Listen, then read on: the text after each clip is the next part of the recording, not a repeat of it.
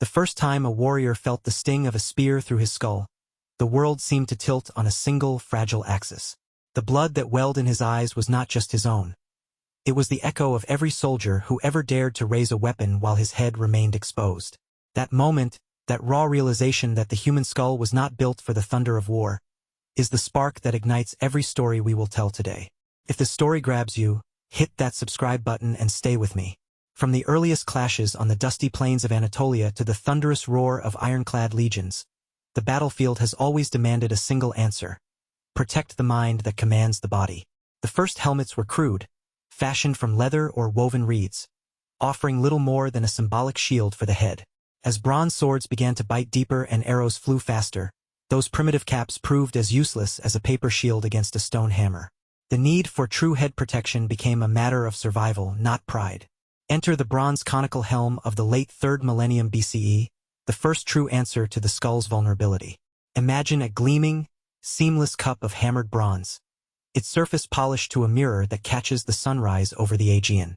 Its shape is a perfect inverted teardrop, tapering to a narrow point that slides over the crown, while a thin rim sweeps forward to deflect blows. Artisans in the bronze workshops of Mycenae hammered sheets of copper tin alloy over a wooden core, using stone hammers and wooden stakes to shape the metal without cracking.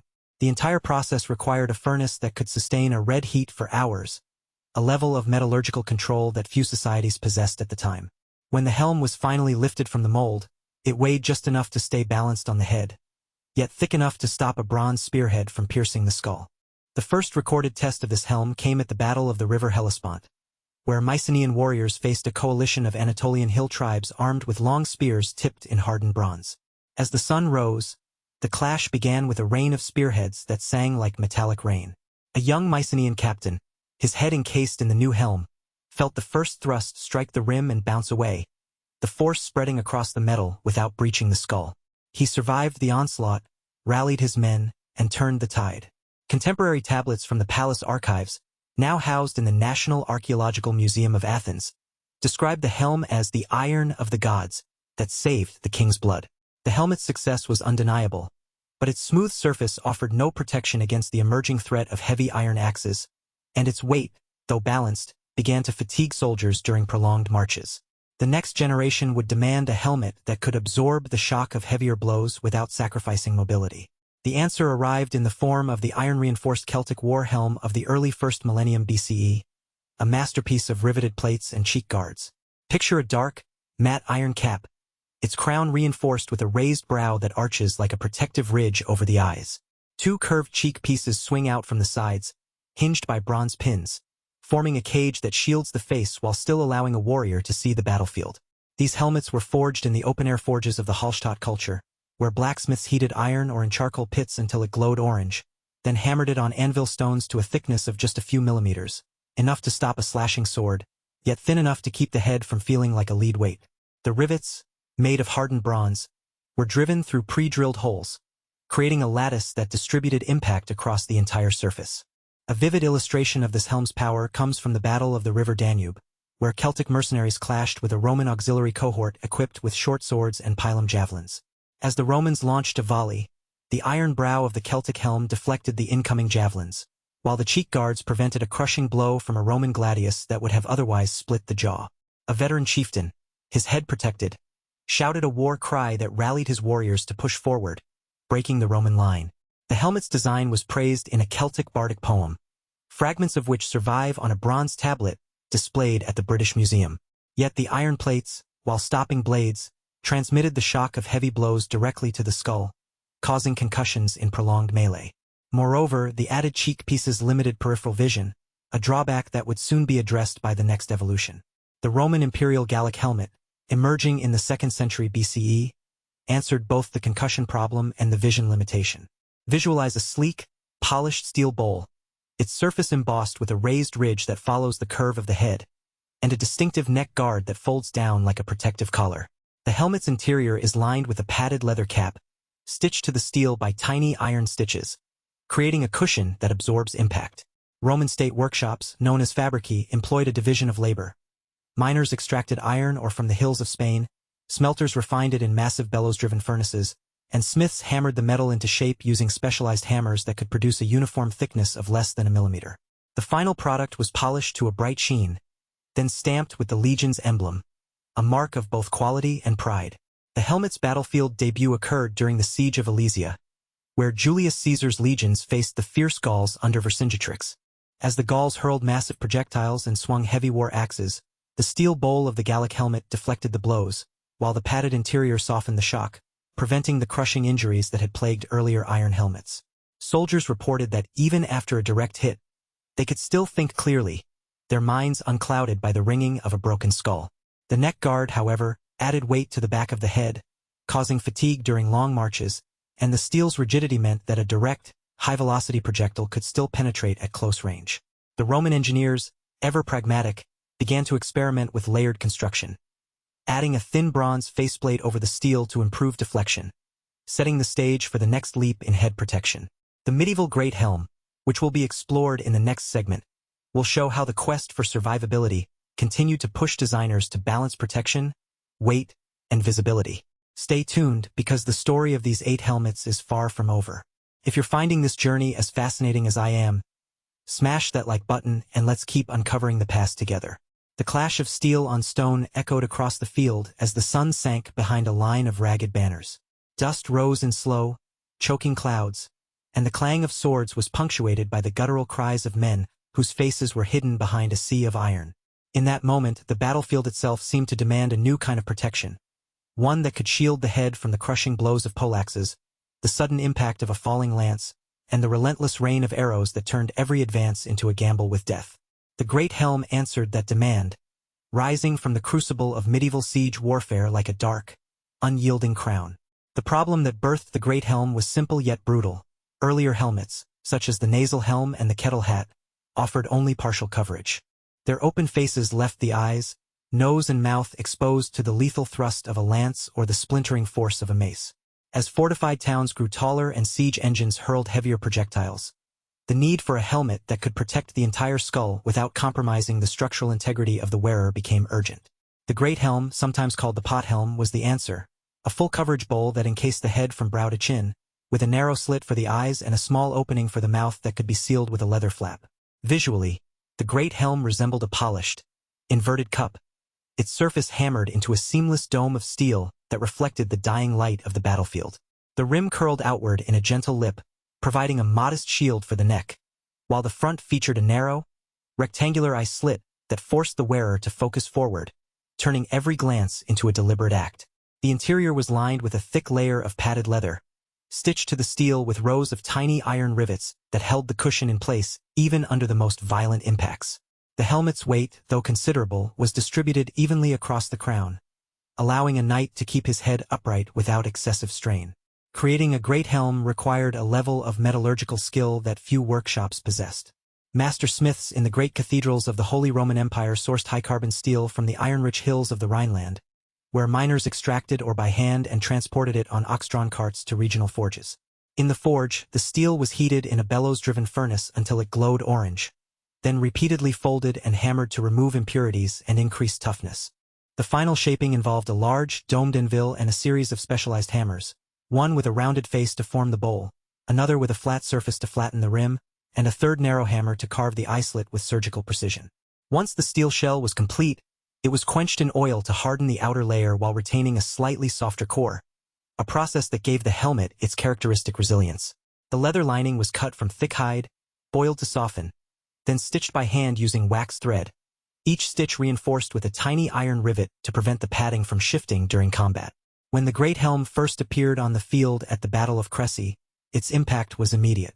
English longbowmen loosed a hail of arrows that would have pierced the exposed heads of earlier warriors, yet the knights beneath the iron dome stood unscathed, their skulls protected from the whistling projectiles. The weight of the helm forced the knights to adopt a more deliberate, slower gait, but the trade-off was a dramatic increase in survivability. Even when a lance struck the front of the helmet with the force of a battering ram, the steel deflected the blow, and the padded interior absorbed the residual shock, preventing the concussion that had claimed countless lives in previous engagements. Contemporary chronicles from the Abbey of St. Denis describe how a group of French knights, their faces hidden behind gleaming great helms, pressed forward through a rain of arrows and emerged from the melee with only bruised shoulders and intact skulls. The Great Helm, however, introduced a new weakness that would soon demand another evolution. Its enclosed design severely limited peripheral vision and muffled sound, leaving the wearer vulnerable to flanking attacks and ambushes. The narrow eye-slit forced the knight to keep his head upright, reducing the ability to look down at foot soldiers or to track fast-moving projectiles. Moreover, the helmet's weight, while evenly distributed, still taxed the neck muscles during prolonged campaigns, leading to fatigue and reduced combat effectiveness after hours of marching. As battlefield tactics shifted toward more mobile, fluid engagements, the need for a helmet that could retain the protective envelope of the Great Helm while restoring vision, hearing, and agility became evident. The next step in the evolutionary chain arrived in the form of the Stahlhelm, a helmet that emerged in the late 14th century across the Italian city-states and quickly spread to the armies of France and the Holy Roman Empire. The battlefield problem confronting the Stahlhelm's designers was the same that had plagued the Great Helm: the need for comprehensive head protection without sacrificing the sensory awareness essential for the increasingly dynamic combat of the Renaissance. The rise of gunpowder weapons, such as the early hand cannon and the arquebus, introduced high-velocity projectiles that could penetrate thin steel, while the proliferation of pike and sword formations demanded greater mobility.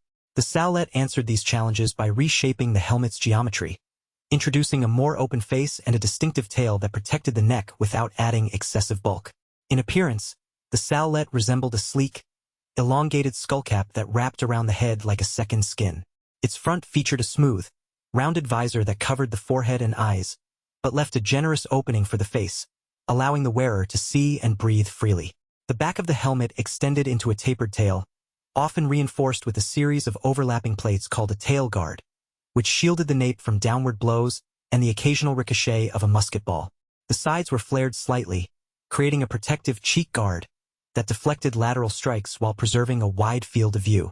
The interior was lined with a thick layer of quilted linen, known as a gambeson, which provided cushioning and helped to distribute the helmet's weight across the skull. Manufacturing the Stahlhelm required a blend of traditional blacksmithing and emerging techniques of metalworking that reflected the growing sophistication of Renaissance workshops. Artisans in the famed armories of Milan and Nuremberg sourced high-quality steel from the same Rhineland mines that fed the Great Helm's production, but they now employed a process called case hardening, wherein the outer surface of the steel was infused with carbon through a controlled heating and quenching cycle. This created a hard, wear-resistant exterior while maintaining a ductile core that could absorb impact without shattering. The helmet's complex shape was achieved using a large, hemispherical forge and a series of wooden molds that guided the metal as it was hammered into its final form. Once the steel shell was shaped, it was polished to a mirror finish, then fitted with the leather or linen lining, which was sewn into place with a series of small, reinforced stitches. The tail guard was often forged separately and riveted onto the back of the helmet, allowing for modular replacement if damaged. The Stahlhelm's debut on the battlefield can be witnessed at the Battle of Pavia, where the imperial forces of Charles V faced the French army in a clash that would decide the fate of the Italian peninsula. French knights, still clad in great helms, found themselves outmaneuvered by imperial infantry equipped with the newer Stahlhelm.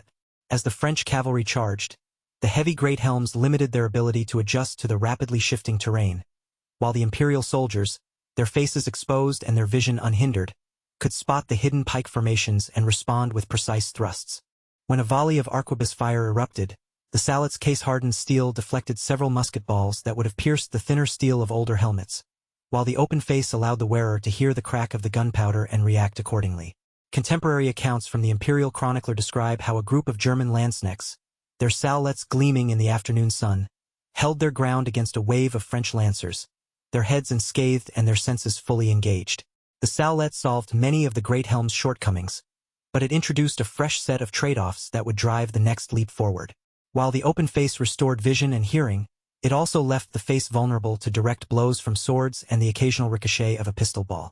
The tail guard, though effective against downward strikes, added a rearward weight that could cause neck strain during prolonged marches. Moreover, as firearms grew more powerful and the battlefield became dominated by gunpowder, the steel of the Stahlhelm, even when case-hardened, could no longer guarantee protection against high-velocity rounds. The next evolution in head protection needed to address the emerging threat of firearms while preserving the sensory advantages of the Stahlhelm.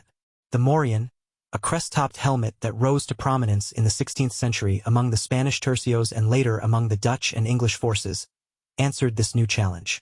The The battlefield problem confronting the Morians' creators was the rapid proliferation of smoothbore muskets and the increasing use of shrapnel from exploding artillery. Soldiers required a helmet that could deflect the relatively low-velocity musket balls that struck at an angle, while also providing a sturdy platform for the emerging practice of head-mounted plumes and insignia that identified units on the chaotic smoke-filled fields of early modern warfare. The Morians' distinctive high brim and reinforced crest offered a combination of deflection, visibility, and psychological presence that set it apart from its predecessors. Visually, the Morian resembled a shallow, bowl-shaped cap with a wide, upturned brim that flared outward like a sunburst, and a central crest that rose like a ridge along the top of the head.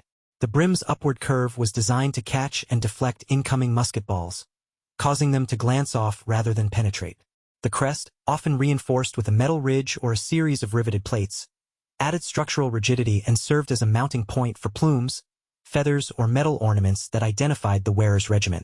The interior was lined with a thick layer of felt or padded leather, providing cushioning and absorbing the shock of glancing blows. The overall weight was relatively light compared to the Great Helm, allowing soldiers to move swiftly across the battlefield while maintaining a respectable level of head protection. The production of the Morian reflected the growing industrial capacity of early modern Europe. In the bustling armories of Seville and Antwerp, large furnaces fueled by charcoal and bellows produced sheets of steel that were then rolled into thin plates using massive rollers powered by water wheels.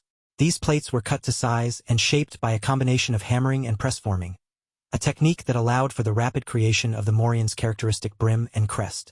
The metal was then annealed to reduce brittleness, and a final case-hardening process was applied to the outer surface, creating a hard, wear-resistant skin that could withstand repeated glancing impacts. Artisans attached the interior padding using hand-stitched leather straps, and the crest was often embellished with brass or copper fittings that could be bolted on after the helmet's main body was completed. The modular nature of the Morian's design meant that damaged brims or crests could be replaced without discarding the entire helmet, a practical advantage for armies engaged in prolonged campaigns. A vivid illustration of the Morian's battlefield performance can be found in the Siege of Leiden during the 80 Years' War, where Dutch militia equipped with Morians faced Spanish infantry armed with muskets and pikes. As the Spanish troops advanced, their volley fire sent a rain of musket balls toward the Dutch defenders. The upturned brims of the Morians caused many of the balls to glance off. Their kinetic energy dissipated across the metal surface, while the reinforced crests protected the heads from direct overhead strikes by falling artillery fragments. Dutch soldiers, their faces visible through the open front of the helmet, could maintain clear communication and coordinate their defense, a crucial factor in the chaotic urban combat that unfolded. Contemporary letters from the Dutch commander describe how the Morian's design kept the heads of our men safe while allowing us to see the enemy and hear the commands, underscoring the helmet's balance of protection and situational awareness. The Morian, however, was not a final solution. Its open face left the wearer's jaw and lower skull exposed to direct hits, and the relatively thin steel could be pierced by the increasingly powerful musket balls of the late 17th century. As artillery grew more destructive and shrapnel became a dominant cause of casualties, armies sought a helmet that could protect the entire head from high-velocity fragments while still being light enough for infantry to wear for extended periods. The answer arrived in the form of the French Adrian helmet, a design that would dominate the trenches of the First World War and set the template for modern combat headgear. The battlefield problem that prompted the creation of the Adrian helmet was the unprecedented scale of artillery and shrapnel in industrialized warfare. Trench soldiers were constantly exposed to high-explosive shells that burst overhead, sending a spray of metal fragments at velocities capable of penetrating traditional steel helmets. The existing steel caps, such as the German Stahlhelm, offered solid protection but were heavy and cumbersome, limiting the soldiers' endurance in the cramped, muddy trenches. The French military, seeking a balance between protection, weight, and mass production, commissioned a new helmet that could be manufactured quickly, provide effective shrapnel deflection, and be comfortable enough for soldiers to wear day after day. The Adrian helmet presented a distinctive silhouette, a shallow, dome-shaped shell made of a single piece of pressed steel, with a pronounced flared rim that extended outward like a protective lip. The front of the helmet featured a raised crest, often stamped with the French national emblem, a rooster or a laurel wreath, while the rear bore a small, rounded knob that helped to secure the helmet to the head with a simple leather strap. The interior was lined with a thick, felted wool padding that conformed to the shape of the skull, providing both cushioning and insulation against the cold, damp conditions of the trenches. The helmet's overall weight was significantly lighter than its German counterpart, allowing soldiers to move more freely while still benefiting from a solid barrier against shrapnel. Manufacturing the Adrian helmet was a triumph of early 20th century industrial engineering. French factories in the Loire Valley and the industrial heartland of the Nord region employed large hydraulic presses capable of shaping steel sheets into the helmet's curved form in a single operation. The steel used was a low-carbon alloy, chosen for its ductility and ability to absorb impact without fracturing. After the pressing stage, the helmets were heat-treated in massive furnaces to increase tensile strength, then polished to a matte finish that reduced glare in the dim light of the trenches.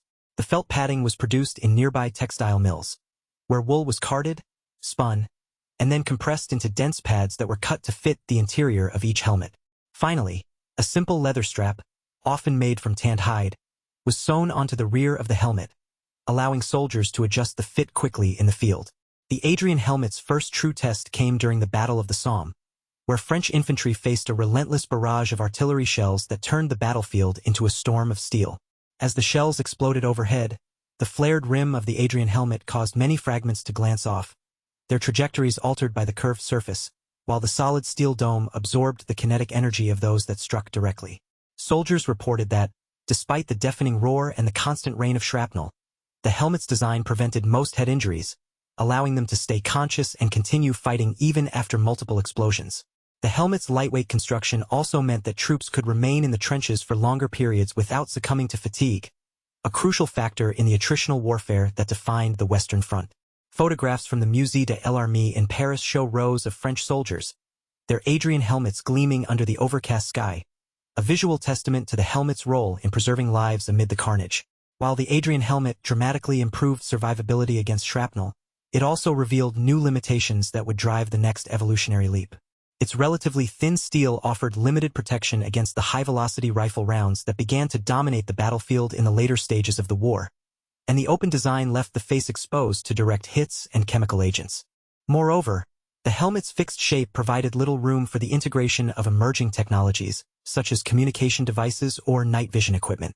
As the 20th century progressed, the rapid advancement of ballistics, explosives, and electronic warfare demanded a helmet that could combine superior impact absorption with modularity, lightweight performance, and the capacity to host electronic accessories. The answer emerged in the modern ballistic helmet, a marvel of composite materials and engineering that represents the culmination of 5,000 years of head protection. The modern ballistic helmet, exemplified by the Advanced Combat Helmet ACH, used by many contemporary armed forces, addresses the battlefield problem of high-velocity projectiles, fragmentation, and blast overpressure, while also accommodating the digital tools of the 21st century soldier. The helmet's exterior is constructed from layers of ultra-high molecular weight polyethylene fibers, commonly known by the trade name Kevlar, interwoven with carbon nanotube composites that provide exceptional tensile strength and energy dispersion. The shape is a low-profile, ergonomic shell that conforms closely to the contours of the head, reducing the target area and improving balance. Integrated into the helmet's interior is a modular suspension system of adjustable straps and foam pads that can be customized for each wearer, ensuring a secure fit and optimal comfort during prolonged operations. Manufacturing the modern ballistic helmet is a sophisticated process that blends advanced material science with precision engineering. The core of the helmet is formed by laying sheets of Kevlar fabric in alternating orientations, typically at 90-degree angles, to create a quasi-isotropic laminate. These layers are then impregnated with a resin matrix that cures under controlled temperature and pressure in an autoclave, a large, oven-like chamber that ensures uniform polymerization and eliminates voids. The cured laminate is then machined to its final shape using computer numerical control, CNC routers, which carve out the exact geometry required for optimal ballistic performance. After shaping, the helmet undergoes a series of impact testing procedures, including the NIJ National Institute of Justice Level IIA standard, where it is subjected to repeated strikes from high-velocity fragments to verify its protective capabilities. Finally, the helmet is fitted with attachment points for accessories such as night vision goggles, communication headsets, and modular rail systems that allow soldiers to mount cameras, lights, or tactical displays. A dramatic illustration of the modern ballistic helmet's effectiveness can be observed in the Battle of Mosul, where Iraqi forces, equipped with ACH helmets, faced the entrenched positions of a well-armed insurgent group employing improvised explosive devices, IEDs, and high-velocity rifle fire. As the Iraqi soldiers advanced through the rubble-strewn streets, a concealed IED detonated, sending a shockwave and a spray of shrapnel toward the forward line. The composite layers of the helmet absorbed and dispersed the kinetic energy of the fragments, preventing penetration and reducing the blunt force transmitted to the skull.